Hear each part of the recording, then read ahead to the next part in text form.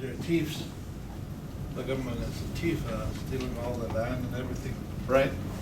And also Section 35 of the Constitution. All these things that they're doing. But anyway, Larry, maybe you can go from there.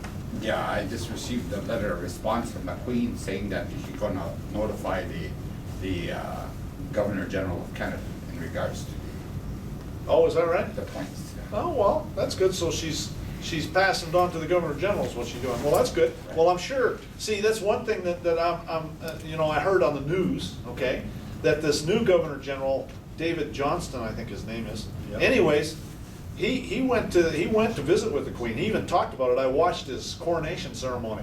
And he went to talk, he said that he went and visited with the Queen, so she gave him instructions, okay? And probably, because I know I'm not the only one that's been sending this stuff, okay? I know there's other people who've been sending this stuff too. And probably, she probably gave him all those letters and says, here, I want to make sure these don't come to me again.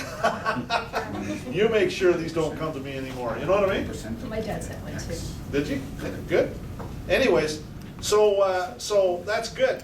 I mean, it sounds like she acknowledged it at least. Like with mine, she doesn't acknowledge, which that's probably a good idea that she doesn't anyways, you know. But because I get belligerent, I just tell her, you know. You call them pigs.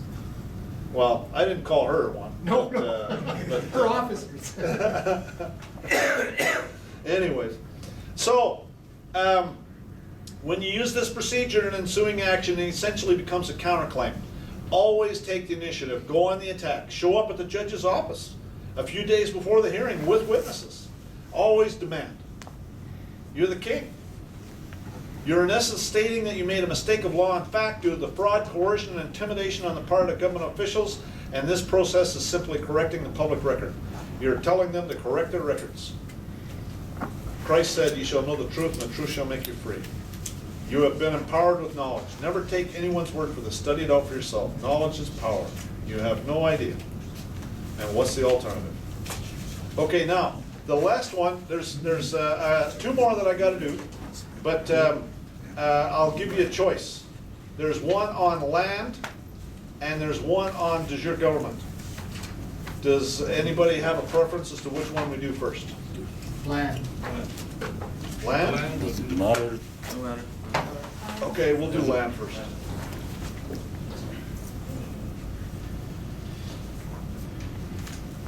Land titles. We're all products of the government's educational system, and the government has taught us what we need to know to operate in their system. But have they taught us everything? This is about land titles, an absolute estate, common law classification. An absolute estate is a full and complete estate or an estate in lands not subject to be defeated upon any condition. This is Black's Law Dictionary, 6th edition too. Allodial, free, not holden of any lord or superior, owned without obligation or vassalage or fealty, opposite of feudal. Allodium. So, I guess in light of that, does anybody have a allodial title in Canada these days? There are a few people. There are a few, yes, I believe there is, but I haven't met any. No, I haven't met him. But what about feudal? We're all feudal. Everything's feudal, I agree. Allodium, land held absolutely in one's own right and not of any superior or lord, land not subject to feudal duties or burdens, an estate held by absolute ownership without recognizing any superior to whom any duty is due on account thereof. Okay, and we're gonna go into, this is the only thing we're gonna see here, but once we start talking about these different kinds of title, you're gonna see that there's not many of them that are allodial. If you register your land with land titles, you're essentially giving your land to them. That's what the definition of a register is, okay? But you can record your land, and then it's not a gift. And again, we need to train our government bureaucrats to know what we're doing. Real property. Real property is land and everything that is attached to land. Real estate.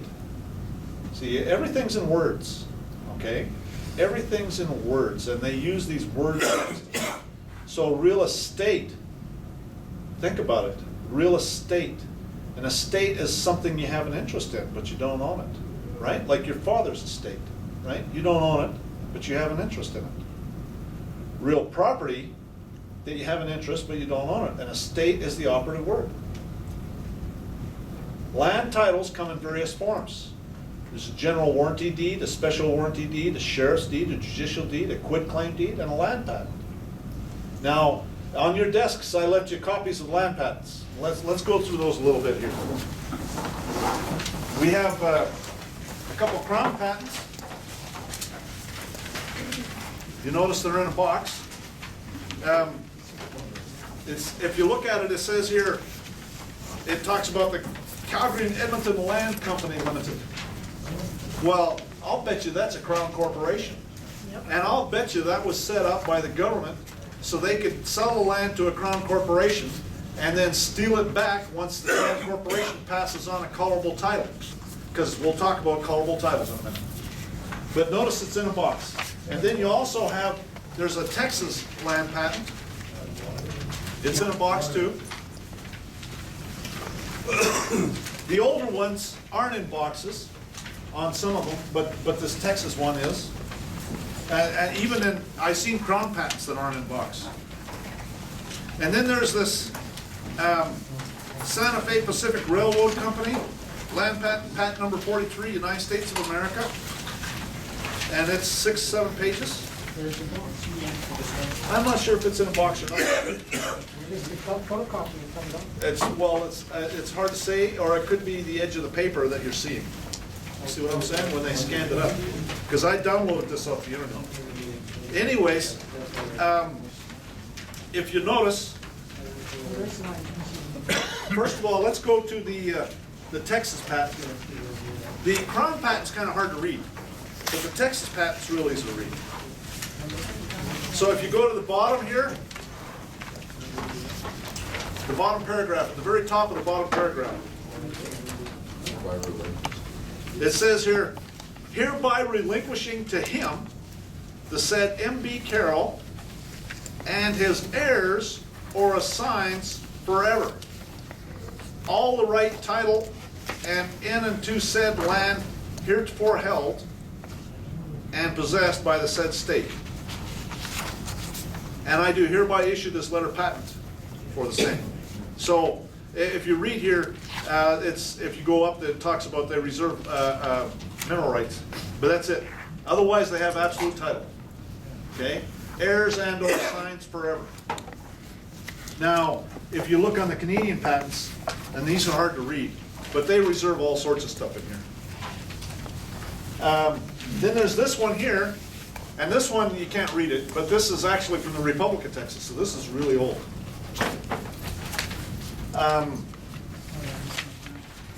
This one, this Santa Fe Pacific Railway Company, is what happened is the United States granted to the railroads 10 miles of land on each side of the railroad. When the railroad went across the country, Santa Fe Pacific got 10 miles of land on each side of the railroad where they were going to run the railroad. I mean, that was supposed to pay for the railroad. Boy, I'll tell you, that's a windfall. Anyways, Will they have the same thing here? yeah, probably. Yeah, I think it's 6 miles on each side. Yeah, probably. Yeah. The railway. 10 kilometers. It says- Rothschild owns all that land all across Canada. It says on the last page, go to the last page, it says, to his successors and assigns, okay, because it's a corporation that doesn't have an heir. It's got a successor. But it's to his successors and assigns. So this is absolute title in the land, and it doesn't reserve mineral rights either.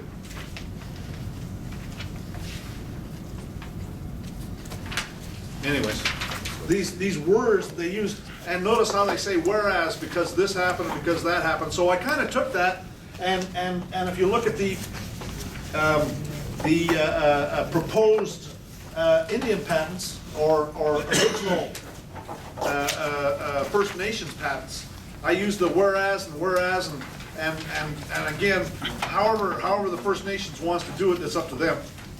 This one is one that is BC nation that they have a council of 12 chiefs.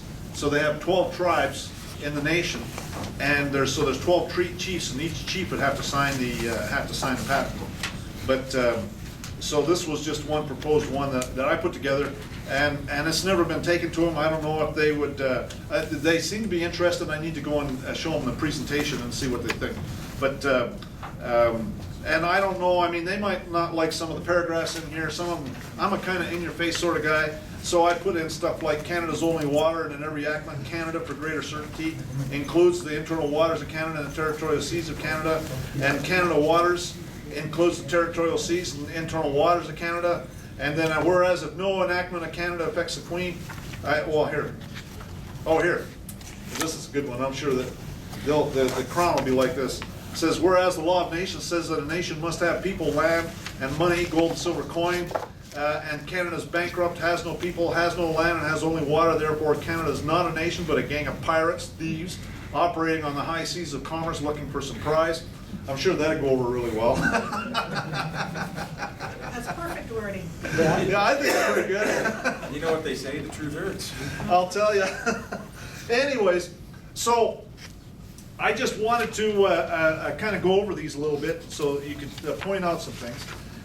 You're welcome. You can have that stuff if you want it. If you don't want it, that's fine too. So those are land patents. Okay, those are real title to land. Okay, and now we'll talk about some other kinds of titles. Okay, a general warranty deed is where the seller warrants the title to be free of all liens and encumbrances. That's when you buy a house. Okay, then the seller will basically. Well, a bank, when you buy the house, the seller will give you the house free and clear, and then you put a mortgage on the house, right? And so then the bank takes it. The lawyer fills in the blanks. Huh? Then the lawyer fills in the blanks. That basically. But anyways, a general warranty deed is generally what's received in order to get a mortgage. Okay, they don't want to. The banks won't. They got to have marketable title. What's called marketable title, and so they got to have reason to believe that it's free and clear, and before they put the mortgage on it, and. The warranty deed is considered marketable title. A special warranty deed is a deed where the seller will warrant the deed to be free of all liens and encumbrances with some reservations. In other words, if it was a foreclosure or a tax sale or something like that. And it's also considered to be marketable title. A sheriff's deed is when the sheriff sells a piece of property. Could be at a foreclosure or tax sale too. And a sheriff's deed is considered marketable title. A judicial deed. Judicial deed is when a judge orders it's sold or basically orders it transferred to you or something like that. A judicial deed is considered marketable title. A quitclaim deed. A quitclaim deed essentially says that the seller transfers his interest in a piece of property. The property sold because of a tax sale can be transferred by a quitclaim deed. I don't know if you ever heard about the Brooklyn Bridge. And you know the Brooklyn Bridge has been sold a whole bunch of times, right? You know that? And the Brooklyn Bridge, by the way, is owned by the state of New York, and they haven't sold it. But what happens is whenever these people sell it, it's a scam, but they give a quitclaim deed. I sell my interest in the bridge, whatever it is. You see what I'm saying? That's a quitclaim deed. It's always a quitclaim deed. A quitclaim deed can transfer title as effectively as a general warranty deed, but it can also transfer nothing. And here's a court case that talks about it. This is Black's Law Dictionary. A quitclaim deed is a deed of conveyance operated by way of release, that is, intended to pass any title, interest, or claim which the grantor may have in the premises, okay? Whatever claim I have, color, okay, we're getting into color of law again, remember? Okay, we'll go into color of title, okay? Color means an appearance, a semblance, a simulacrum, is distinguished from that which is real. A prima facie, remember that prima facie word. Apparent right, hence deceptive appearance, a plausible, assumed exterior concealing a lack of reality. A disguise or a pretense. Colorable, that which is an appearance only and not in reality. What is purports to be, hence counterfeit, feigned, having the appearance of truth. Color of law, appearance of semblance without the substance of legal right, misuse of power possessed by virtue of state law made possible because the wrongdoer is clothed with authority of state is action taken under color of law.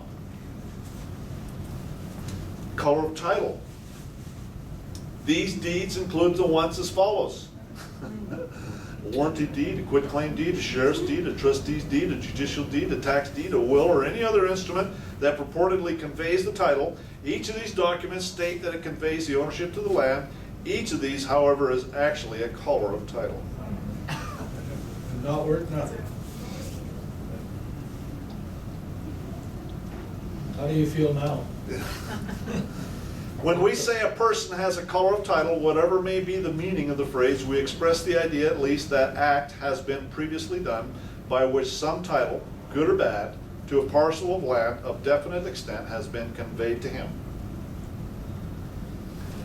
There, the complainant seems to have relied upon the tax deed as conveying to him the fee, and to sustain such a bill, it was incumbent upon him to show that the requirements of the law had been complied with. In other words, if you get a color of title, then the burden's on you to prove that you have title. Really, that's the bottom line. If you get a color of title, the burden's on you to prove that you have title. Authorities hold that to render a title marketable, it is not only necessary that it shall be free from reasonable doubt. In other words, that a purchaser is not entitled to demand a title absolutely free from every possible suspicion. Okay, just reasonable doubt. That's all that's required. Land patent. A patent to land issued by the United States under authority of law is the highest evidence of title, something upon which its holder can rely for peace and security in its possession. It is conclusive evidence of title against the United States and all the world. A land patent's unassailable, unless you have an Indian patent. Or I should say, an original nation patent. Nothing but a patent passes a perfect and consummate title.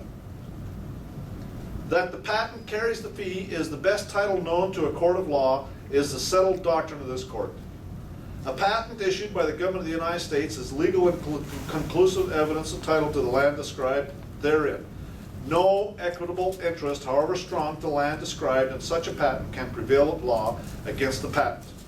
Okay, now, equitable interest.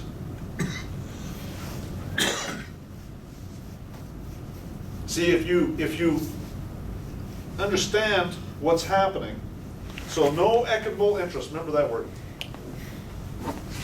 A patent is the highest evidence of title and is conclusive against the government and all claiming under junior patents or titles until it is set aside or annulled by some judicial tribunal. Issuance of a government patent granting title to land is the most accredited type of conveyance known to our law. A patent is intended to quiet title to and secure enjoyment of the land for the patentees and their successors. Thus, as a quitclaim deed, a land patent conveys whatever interest the government has in the soil and the land. So a land patent's a quitclaim deed. So they stole it. As we have noted in connection with the patent by the United States, the patent's effect is the same as though the United States had executed a quitclaim deed. A patent operates as a deed of the government. As a deed, its operation is that of a quitclaim. It passes only the title the government has. So that's what I'm saying. A patent of the United States as a deed, its operation is that of a quitclaim, or rather of a conveyance of such interest as the United States passed in the land. A land patent is the highest and best title, but at the same time is a quitclaim deed. If a land patent is a colorable title, then what would be true allodial title? There is nothing here requiring a deed to establish a color of title, and under the former decisions of this court, color of title may exist without a deed. The courts have ruled that the government has to settle land claims of the original people. They're essentially saying that the government stole their land. And this is a Canadian patent, which you have on your desk. And this is a US patent. Recent land patents are inside a box, which tells me they know they have no authority. It says land is granted to John Smith as heirs and/or assigns forever. All the Crown patents that I've seen always reserve something, mineral rights, trees, water rights, etc. All land patents say nothing about property taxes, say nothing about easements, say nothing about eminent domain, and say nothing about zoning rules and regulations. Therefore, the only time you have to worry about that kind of stuff is if you get a callable title, which 99% of the people have. But you can bring forward the land patent. You bring forward all the rights and privileges of the land patent. But better yet is to get an original nations patent. Sometimes they reserve mineral rights. Other than mineral rights, there are no other reservations. This is a U.S. land patent. Now, there's such a thing as a usufruct. It's the right of enjoying all the advantages derivable from the use of something that belongs to another, as far as is compatible with the substance of the thing not being destroyed or injured. A usufruct is a type of trust. Now think about it this way. It's quite the word. Yeah, it is. Highways use. Now we all know these are promissory notes, right? We understand that? Or we comprehend that? I got corrected here today, we don't understand it. So this is a promissory note. Not anymore. So when you pay for land with a promissory note, it's not paid for, is it? Right? So then what happens is this sets up a usufruct. You think about it. Matter of fact, it's to the point now the courts can presume that there's a usufruct. That's why they send you a property tax notice every year, right? Because you don't own it, you're paying an annual rent. That's why you're called tenants in common or joint tenants. Tenant being the operative word. Easier and free and fee simple. Right, Because you're registered with them. right. But it's more than that because you have a callable patent or a callable title, okay, which is not a real title, and you don't even own it, it's a usufruct. You get to use it. That's it. And that's why you have to pay an annual fee. Yes. And they also lie to you when they tell you you have to register. Well, Next time they tell you that you have to register, ask them to show you that law in the book. It says every person. actually, it says every person, and it's lawyers. The problem is people are getting lawyers to do it because the lawyers are stealing the land back for the crown. That's exactly what's going Well, on. the problem is the bank won't do the transaction unless lawyers are involved. That's true. Yeah, so if you're gonna That's get a what the real mortgage, problem if you're gonna get a mortgage, then that's a problem, but that's what you have to deal with. That's one of the deals. That if you're gonna get a mortgage, you don't own it anyways. But so the point is though, is that you can bring forward the crown patent, you can bring forward all the rights and privileges, but you put it in the deed. Okay, you get a copy of the land patent, and you say that this land is transferred, you know, together with all the rights and privileges of the land patent, and now the lawyer's not gonna do this, okay? So you're not gonna be, it's gotta be land that doesn't have a lien against it, okay? It's gotta be a private deal. And what I did is, in the States, is I went and I had an LLC buy the land, and then I had the LLC sell it to me. And I happened to manage the LLC, so that was easy. But, so what I did was I put in there, and I can show you a copy of the land patent that I did. It's in my briefcase. And when I brought it forward, I just put in the deed. I'll read it to you.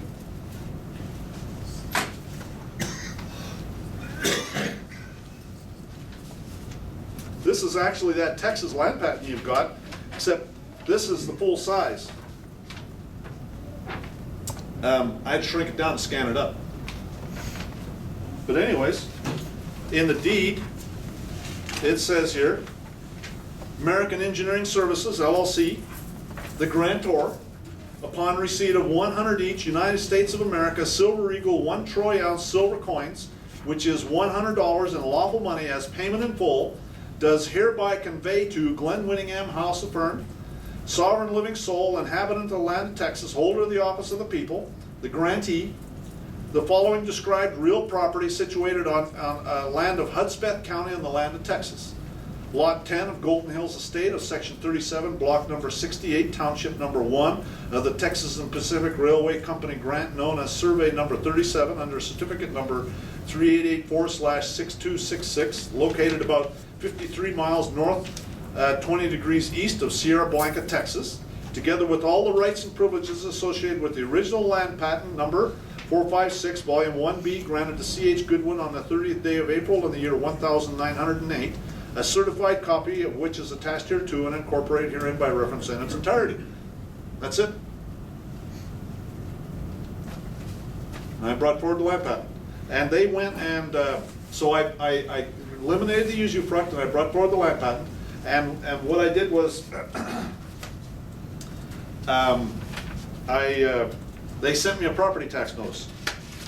And I sent them back a registered letter, and I told them that there had been no usufruct set up because the land was paid for in gold or silver coin, and it's on the deed. And never heard another word from them. How long ago was that? About a year ago. That's good.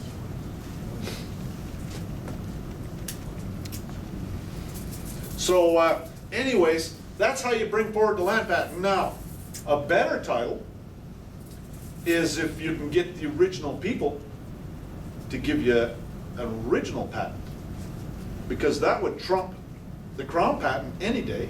The courts have already said that the government stole the land from them, and so the original people patent would be superior to that any day. And you know, there's in Arizona, there's these huge tracts of land that are called Spanish land grants. Before the treaty, before the Spanish-American War, Spain had all that land, and Spain granted it to families in Spain, and there's a huge tracts of land that are still there. And they're granted to these families in Spain, and they still own it to this day.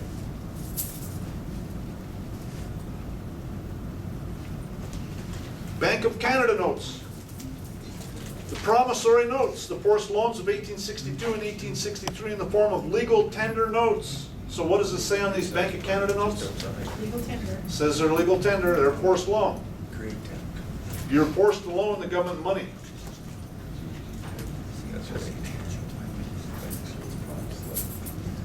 They're commercial paper. When you pay for land with a bank note or commercial paper, it's not paid for. Therefore, a trust is set up. That's why the government has eminent domain. The government sold the land, and by paying for the land with commercial paper, you gave it back. It's essentially what happened. So how are you What? supposed to buy it if you have, let's say, the cash or whatever, Gold or silver coin. gold or silver? And don't coin? register it. Record it. Yeah, I think if you use gold or silver coin, and I think you could record it then, and then it would be Record. recorded. You see what I'm saying? Yeah, there's a You difference use, between the words. you use this.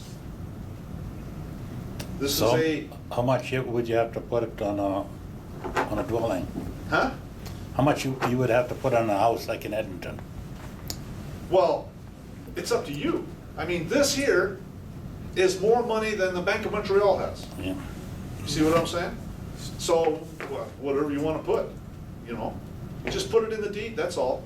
I would put something comparable. In other words, if the house is worth $100,000 and this is $5 face value, then I'd say 20,000 of these, you know? But it's up to you. I mean, Because, one of these is more than, Apparently, somebody in Edmonton here went to check and it says if I pay by silver,